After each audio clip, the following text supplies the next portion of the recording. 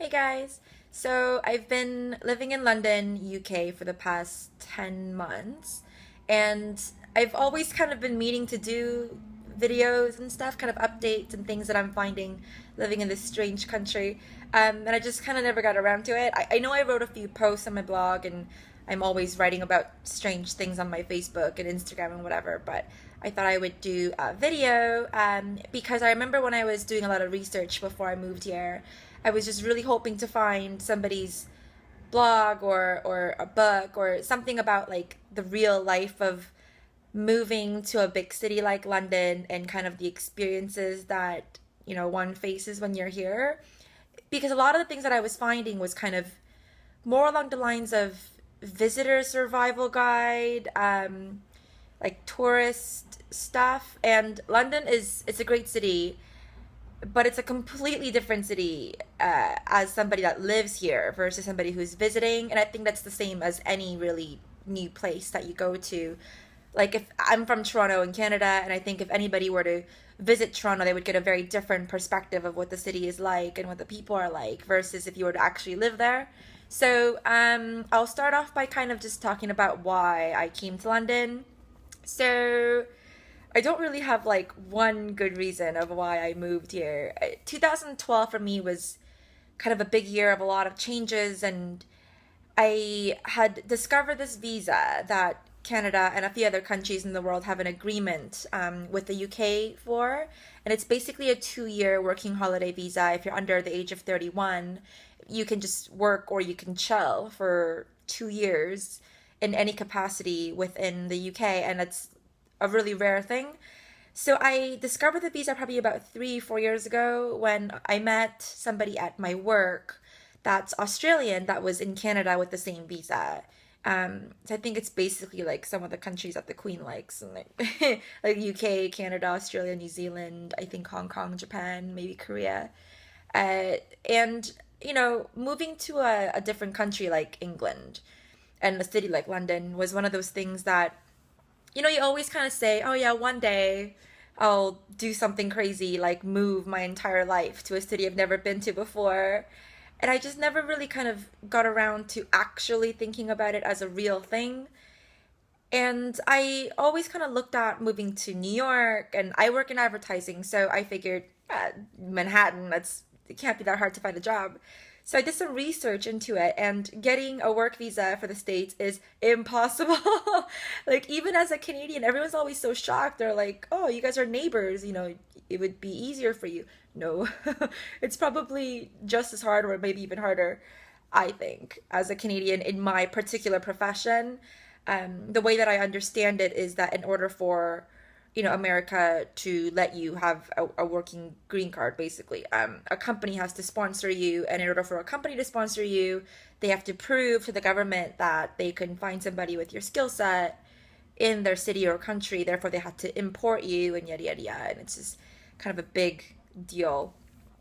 So I figured, working in advertising and already knowing English, what is the next easier country to work in? And, the UK, I figured it'd be a really easy transition. So I made the decision probably December of 2012 when I had just won my amateur boxing fight, and I was in this euphoric high of I can do anything in life and I should take life by the horns and blah blah blah. And yeah, so I decided on that, and then I believe it was in January I applied online. I think I paid like 300 and something dollar fee and went to the kind of the UK visa office at Dundas and Bay, gave my passport, my forms and everything, did the biometric stuff, fingerprints, and I got my visa in like 4 days. So I quit my job, and I kind of, I'm a project manager, so I project manage my life. I had kind of a work back schedule and a budget and the timing plan of, basically how long I needed to save enough money and, what I was going to do in order to actually move. So I put all my stuff in storage, and I just started saving money. I figured, even with the exchange rate, if I brought probably like $10,000 Canadian, that should cover me for at least 2 or 3 months of just chilling in London.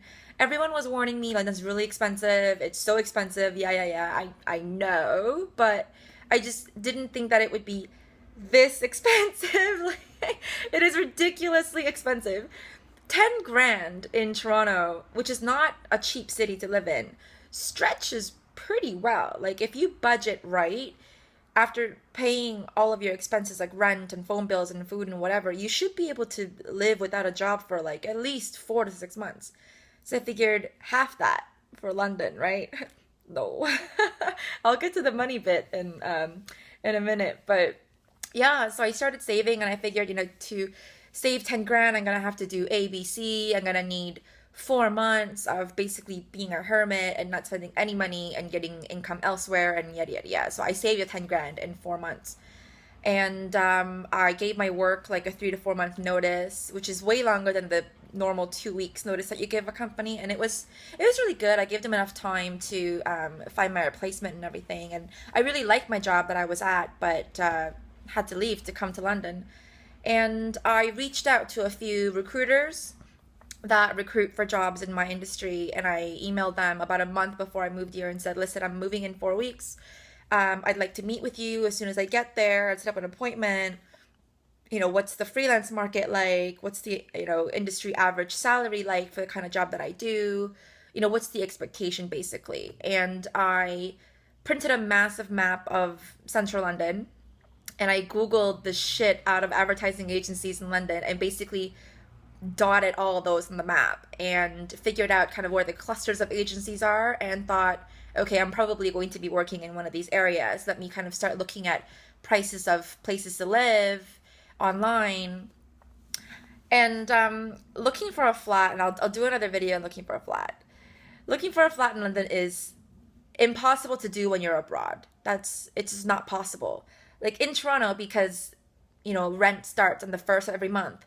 If you're looking in the first week, you're not going to start living there until the first of next month. So you have some time. You look at pictures. You can talk to them on the phone, on the email, whatever. Do some virtual tours. Make an appointment. Go in. Think about it. Yada yada yada. But in London, it's like you walk in with a check. You see the place. You give your money, and you move in the next day. So yeah, I couldn't find a place before I moved, but so I basically came to London. April the 13th, I landed here in 2013. Having never been here before, didn't know anybody, no job, no place to live. Thinking back on it, it's a little bit crazy. But I didn't really have another choice because I couldn't like find or secure a job before I came here because as an expat, companies, especially the freelance market, companies want to meet with you before agreeing to anything. And, after you meet with them, especially in freelance, you can typically start a job like the same week, even the next day. So there's no point of them interviewing with you over Skype or anything like that, a week or two in advance. So you just kind of set up meetings and then you do it when you get here. So I, booked a Airbnb room for the first week, and I thought 7 days to find a flat should be long enough. And I made a whole bunch of appointments to view flats kind of a week before I moved here. I'll save that for another video, but flat hunting is insane. Anyways, I've been here for 10 months now that it's February. By the way, it is so warm for February. Everybody out here is like walking around in parkas and snow boots and stuff, and it's barely 8 degrees Celsius, which is spring weather in Toronto. Like, it hasn't snowed yet. It's February the 3rd. I don't think it'll snow this year in London. It rains quite a bit, but it honestly doesn't rain as much as I thought in my head. I had this like preconceived idea of what London was going to be, and it is not like what I thought it was going to be at all in a lot of the sense. A lot of people ask me, what did you think it was going to be? What did you expect? And it's hard to kind of pinpoint exactly what I thought it was going to be. It's more along the lines of how I thought I was going to feel. And I did a lot of research before coming here, and I met with a lot of people that have either lived here before or have been here so many times they might as well practically have been a local.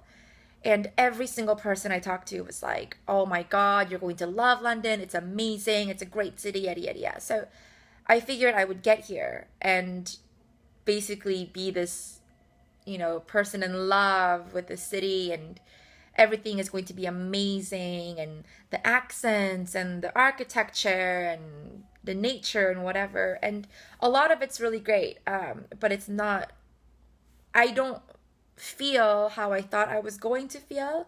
And 10 months in, I still haven't had that, oh my God, I love this place kind of feeling yet. I think, which is a clear sign that I'm probably not going to have that moment. But that's just me personally. Like, I've met people here that are from Australia, for example. They fucking love London. Like, they got here and they're like, woo, it's amazing. And they never want to leave. And I've met people from Canada that never want to leave, Americans that never want to leave.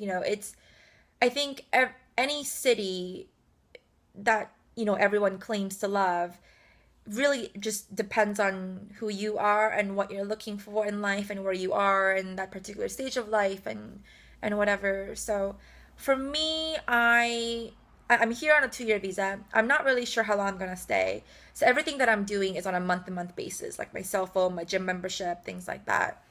So I could theoretically pack up and go home at any time. I don't want to go home just yet because I have so much more traveling to do in Europe, but I don't know. I thought when I came here, I would for sure want to stay my 2 years and get sponsored and stay and whatever. I am not like booking a ticket to come home or anything like that because you never know what's going to happen in 6 months' time. I'm for sure going to be here throughout the summer to do all the traveling. Have not done like as much as I wanted to in the past summer.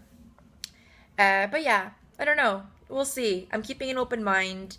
If I happen to fall in love with the job that I'm at and decide that, what, I do want to stay, or I don't know. I don't really have a reason to particularly go back to Toronto at this moment. So yeah, I don't know. That's how I feel in the 10 months in. But yeah, I thought I would kind of give a quick kind of video on why I chose London, which is kind of the second choice to New York. But also I just kind of wanted to see all the hype of, it's definitely one of the most beautiful cities in the world. It's like almost 10 million people living here, which is crazy. Toronto has like 2 or 3, and you think it's kind of a big city. And yeah, I thought it would kind of be the easiest transition. It's not. The language barrier, the culture barrier, it is insanely different from North America. But it's a really, really cool place. And it's a very interesting time I'm having. Anyways, so I figured I'd kind of do separate videos on different topics so that if someone's searching for kind of, somebody's thoughts on banking or weird words people use here, like they call pickles gherkins, which is odd. Yeah, fruits and vegetables have odd names here.